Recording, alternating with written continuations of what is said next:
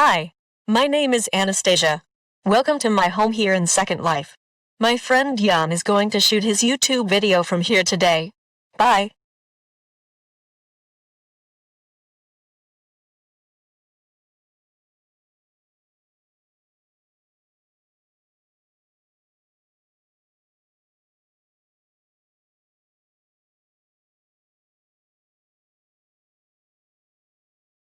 Thank you, Anastasia. This is a virtual world called Second Life. It is the one that has been around the longest and is the most successful to date. They celebrated their 17th year this year.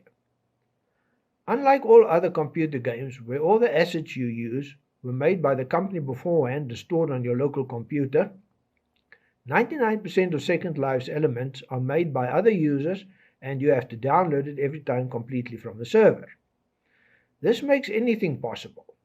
It's amazing to see what people can do if you give them the opportunity, no matter how little they have to work with and within certain restrictions. So what does this have to do with spaceflight? In the same way, we are seeing what is possible if you give the average private person an opportunity to take part in spaceflight. After the year 2000 had come and gone, 2020 became the new near-future science fiction date. What a dumpster fire of a year it turned out to be. However, there are some highlights here and there. One of these is the fact that SpaceX sent Bob Behnken and Doug Hurley to the International Space Station on a Falcon 9 rocket in a Dragon 2 capsule on the 30th of May. It is the first time a private company has launched people into space. Everything went as smooth as could be hoped. On the 2nd of August, they landed back on Earth. So this is the future and why I'm broadcasting from Second Life today. Another futuristic idea that has become real. The first argument that always pops up when spaceflight is discussed is why waste so much money on spaceflight. We have so many problems here on Earth that need to be solved, and the money could have been utilized better. Well, this channel is named Rethink, so think. Like Joe Scott pointed out on his channel Answers with Joe, the billions are not simply shot into space. Most of the money is used to pay salaries to the thousands of people that work for years on this project. People that might otherwise not have had work. To tell the truth, the only way the American government could justify the expenditure on the space program was by stipulating that so many people as possible must be able to gain benefit from the undertaking in the form of work and income. Elon Musk and SpaceX have inspired a whole new generation to take an interest in space industry and work in that field. They should also be able to increasingly provide work on a large scale in the future.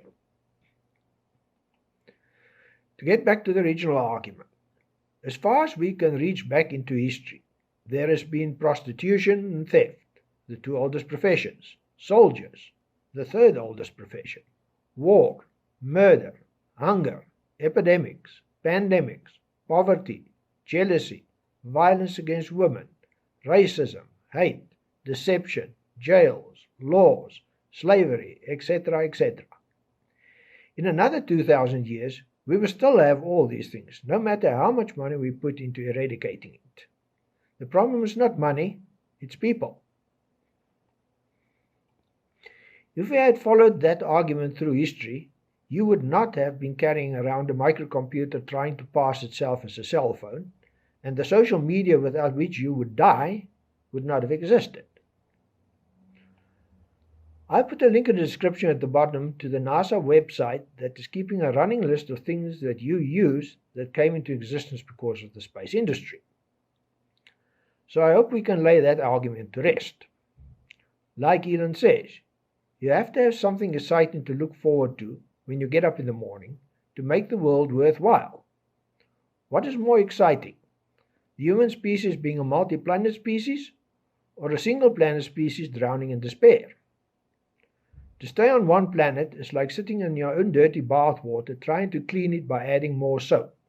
It cannot work. Almost all large technological leaps is catalyzed by war. Space travel was also a war, a cold one, between Russia and America. After America won by landing on the moon, progress has started stagnating. So here is the rough sketch of the road we will hopefully travel. 1. Commercial spaceflight is already cheaper than spaceflight has ever been before. This comes from competition and reusability. As Elon says, the future of spaceflight can only exist if we have rapid turnaround, reusable, cheap and reliable space vehicles. 2. We have already had more than 20-year permanent presence in space in the form of people working and living on the International Space Station. This will also now be open to commercial use and may be completely taken over when NASA abandons the station in a few years. This is not enough. We need to establish a permanent base on the moon and/or Mars. Elon wants to completely colonize Mars with 1 million people by 2050. NASA wants to establish a permanent base on the moon by 2024. Why? It will never be as nice as on Earth to live there. Yes, it's another step. If you think it is nice in the International Space Station, think again. By succeeding with the Moon and Mars bases, we will have proved that we have developed the needed technology, and we can now start considering living and working in space beyond the protection of Earth. 3. At the same time, we will start building small space habitats. The reason we want to be able to live and work in deep space is asteroids. Just next door to Mars, relatively speaking, there is a whole small planet worth of resources in the form of large and small rocks. Even though the asteroids in total make up less material than the Earth, take into account our deepest mines have barely made any dent as far as the diameter of the Earth is concerned. Why then asteroids? Well, they are already in space. We do not first have to get the mass up the Earth's gravity well to start building. We will most probably use one of the bigger ones like Ceres to tunnel into and live inside of, and start building factories to transform the material into more useful forms. Jeff Bezos is aiming to develop the technology to build space habitats. 4. The eventual goal is to build something called an O'Neill cylinder. It is typically a cylinder approximately 1 kilometer in diameter and 30 kilometers long. The specific dimensions doesn't matter. What does matter is that it will give you 195 square kilometers of surface area. If you spin the cylinder along its length at the correct speed, all along the surface of the cylinder's length, you will experience 10 meters per second acceleration towards the outside. In other words, as long as you do not look up, you will think you are standing on Earth. Even if you put 10,000 people into such a cylinder, each will have 20 square meters of space, the size of a room.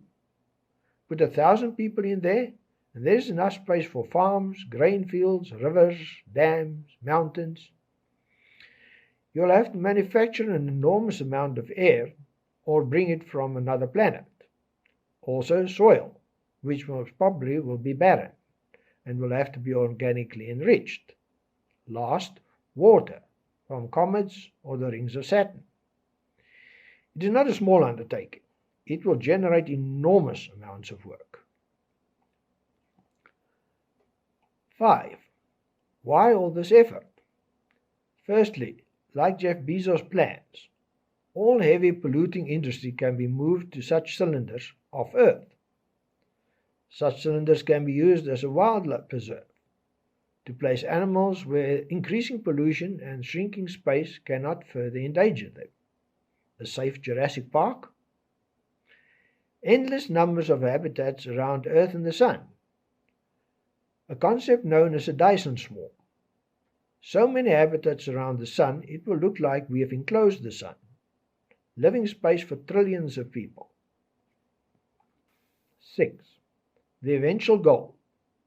Once we have the cylinder habitat concept under control, the way is open for a concept called generation ships. We will then be able to build such a cylinder that form a closed system for everything humans need, a portable planet. This can be accelerated with a low-thrust system for months or even years on end, something like an ion drive that is already used, or something maybe better like the Wasserman drive that is currently being developed. The aim is to reach about a tenth the speed of light. Any faster than that, and a large sand grain will start hitting you like a nuclear explosion. A vehicle like that will take approximately 40 to 45 years to reach Proxima Centauri, the star nearest to our own Sun. This is all good. It just means your children will be doing the colonization. From there, future generations could use the same vehicle to venture out even further. Calculations show that even at only a tenth the speed of light, we will be able to colonize the entire Milky Way galaxy in 5 million years. That's not as long as it sounds. The dinosaurs died out 54 million years ago. 7.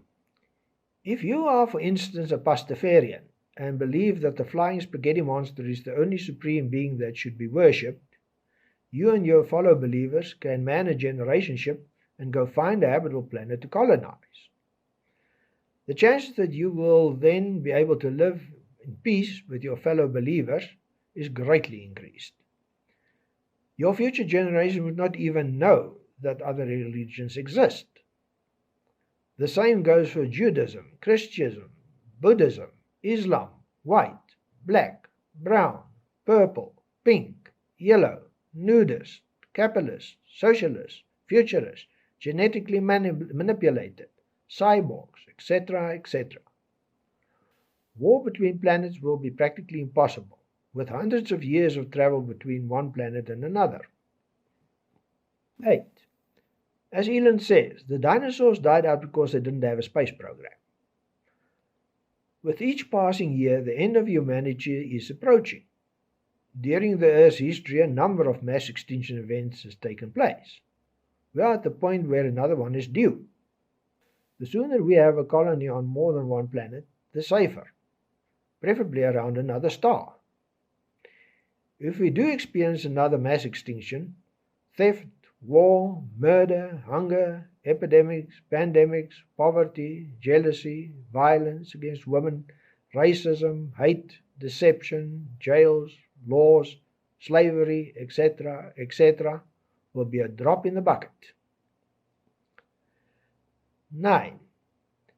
It is not difficult to see how we can gain other advantages from space. We are going to try and terraform Mars to be more like Earth. Even on Earth, we have to start considering such things. The system that controls the Earth's climate is very complex. We cannot afford to experiment, because if we are wrong, we will be making things worse, and it cannot be reversed. Mars gives us a chance to experiment. We can hardly mess it up even more than it is already. Mars used to be more like Earth in its history. We have already proven that we can alter the Earth's climate, but only in a negative direction. Let's try something positive. So, with this I conclude. I can keep going for hours. Bob Benken and Doug Hurley, welcome back. You are two brave men. May your names go down in history at the start of a new era together with Elon Musk and SpaceX. An addendum. On the 4th of August, SpaceX prototype Starship made its first successful short-hop flight. It took off with a single off-center Raptor engine, extended to 150 meters, moved horizontally to a landing pad nearby, and landed gently on it. The current Falcon 9 rocket is designed to be partially reusable by landing the booster with its 9 very expensive Merlin engines back on Earth, up to 10 times. The second stage, with a single Merlin engine, is lost each time. Starship Super Heavy is being designed to be fully reusable, both the second and the first stage. The goal is to fly Super Heavy booster multiple times per day with just a quick inspection and refuel. Starship could fly up to 3 times a day. No very expensive Raptor engines will be discarded every time. They are both being designed to fly thousands of times, just like current aeroplanes. Rapid turnaround, reusable, cheap, and reliable.